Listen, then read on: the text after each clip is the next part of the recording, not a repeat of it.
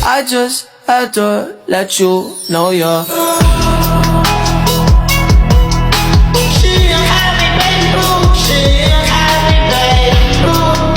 Assalamualaikum warahmatullahi wabarakatuh. Halo semuanya, kami dari kelompok 4 marketing kelas fase F bisnis digital akan membahas produk life cycle, siklus hidup produk. Sebelumnya, perkenalkan nama saya Fahad Al-Azizi. Nama saya Hairunisa. Nama saya Naftali Zahra. Nama saya Skarayo Prawita. Nama saya Farah Puspitasari. Mari kita bahas pokok pembahasannya yang akan dibaca oleh Sekar. Oke. Yang pertama itu ada pengertian siklus hidup produk atau produk life cycle. Siklus hidup produk adalah perjalanan penjualan dan laba suatu produk dari peluncuran hingga ditarik dari pasar, serta menggambarkan tahapan perkembangan produk seperti siklus hidup manusia. Menurut Philip Kotler, produk memiliki umur terbatas, penjualan melewati tahap-tahap berbeda, laba naik turun, dan memerlukan strategi yang berbeda di tiap tahap. Tujuannya adalah untuk membantu perusahaan merencanakan strategi pemasaran, produksi, dan juga keuangan.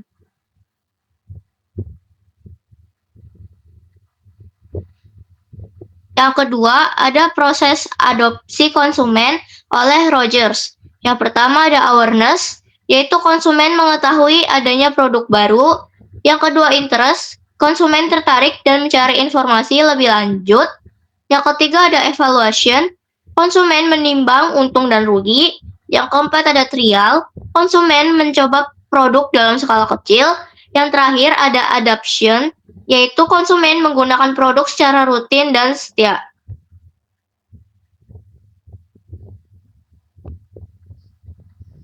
Selanjutnya ada tahap siklus hidup produk. Terdiri dari 5 tahap utama, yaitu yang pertama ada product development, yang kedua ada introduction, yang ketiga ada growth, yang keempat ada maturity, yang kelima ada decline. Tidak semua produk berhasil sampai tahap maturity, banyak yang gagal di awal.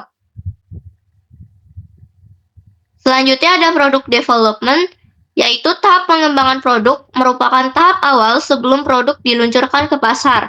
Pada tahap ini, perusahaan melakukan berbagai kegiatan seperti riset kebutuhan dan keinginan konsumen, analisis tren pasar, pengembangan ide produk, pembuatan prototipe, dan pengujian produk.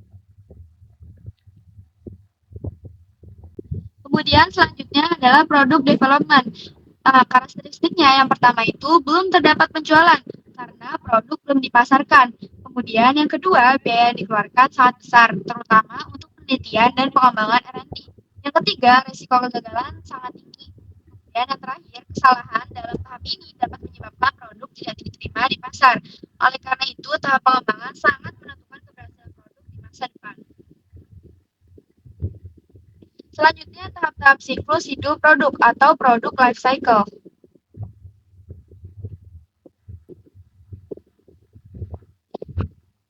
Yang pertama itu adalah tahap pengenalan.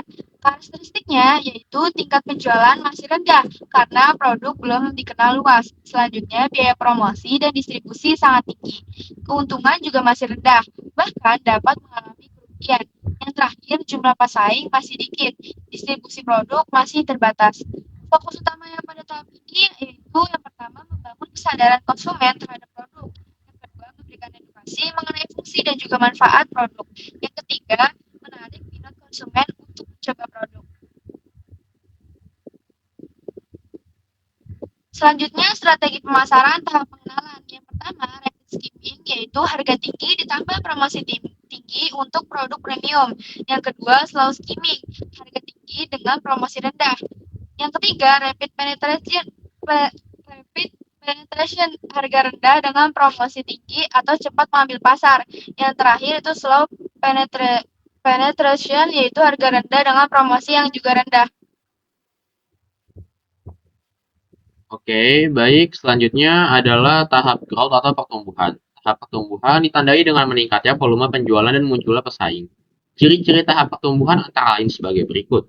Produk mulai diterima oleh pasar, meningkatnya kapasitas produksi, omset penjualan yang baik, naik signifikan, cash flow mulai berubah menjadi positif, pesaing mulai bermunculan, biaya per unit turun ke skala yang ekonomis.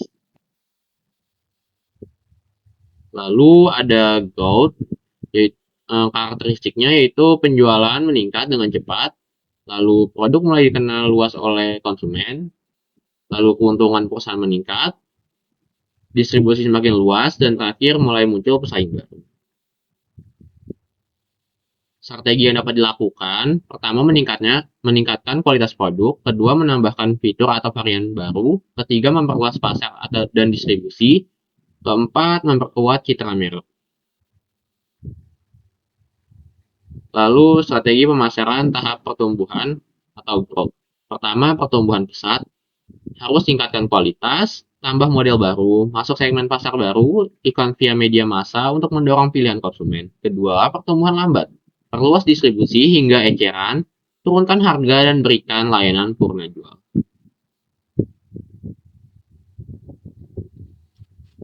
Selanjutnya ada maturity. Tahapan kedewasaan merupakan tahapan ketika produk telah mencapai puncak penjualan dan pasar mulai mengalami kejauhan. Karakteristika yang pertama itu penjualan berada pada tingkat tertinggi dan cenderung stabil. Yang kedua, pertumbuhan penjualan stabil mulai melambat. Yang ketiga, persaingan antar perusahaan sangat ketat. Yang keempat, keuntungan mulai menurun akibat tekanan harga. Strategi yang dapat diterapkan itu yang pertama mempertahankan pelanggan yang sudah ada, yang kedua melakukan inovasi produk, yang ketiga mengembangkan variasi produk, yang keempat meningkatkan pelayanan kepada konsumen. Strategi pemasaran tahap kedewasaan atau maturity. Yang pertama defensif, jaga kualitas layanan pelanggan, kelola biaya dan pantau pasar. Yang kedua ofensif, perbaikan fitur, model dan tampilan produk. Di slide, tahapan penurunan merupakan tahap ketika penjualan produk mengalami penurunan secara terus-menerus. Karakteristika itu yang pertama penjualan dan keuntungan menurun, yang kedua konsumen mulai beralih ke produk lain, yang ketiga banyak pesaing keluar dari pasar, produk mulai dianggap tidak relevan. Penyebab utama penurunan itu yang pertama pengembangan teknologi baru, yang kedua perubahan secara konsumen, yang ketiga munculnya produk pengganti yang lebih modern.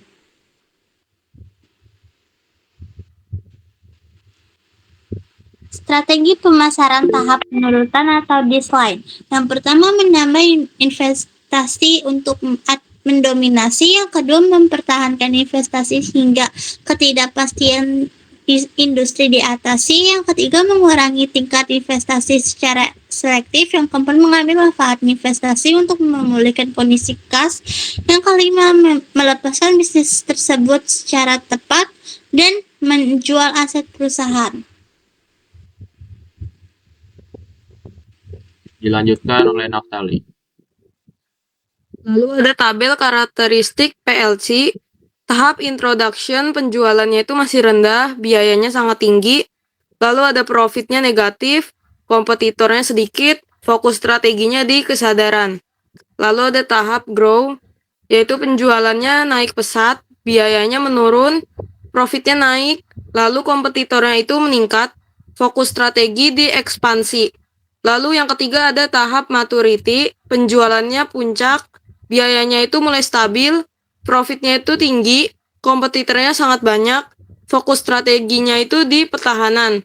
Lalu ada tahap baseline atau penjualan menurun, biaya rendah, profitnya menurun, kompetitornya itu berkurang, fokus strateginya di harvest dan divestasi. Lalu di sini ada pola siklus hidup produk.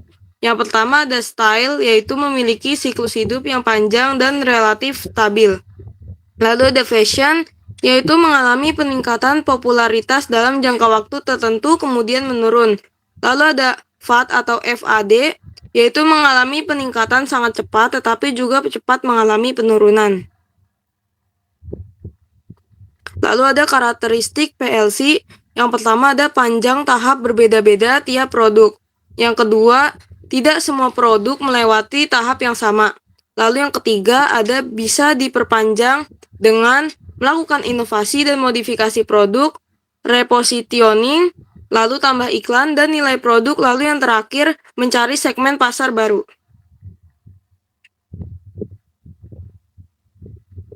Baik teman-teman, itu adalah pembahasan mengenai produk life cycle. Baik teman-teman, itu adalah pembahasan mengenai produk life cycle atau siklus hidup produk dari kelompok 4 marketing fase F bisnis digital. Semoga dengan pemaparan ini dapat menambah wawasan kalian mengenai produk life cycle. Kami dari kelompok 4 pamit undur diri. Terima kasih. Wassalamualaikum warahmatullahi wabarakatuh. Warahmatullahi wabarakatuh.